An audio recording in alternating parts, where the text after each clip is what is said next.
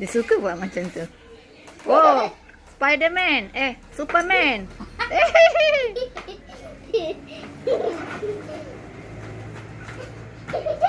Sini lah best. Tak bergerak sangat.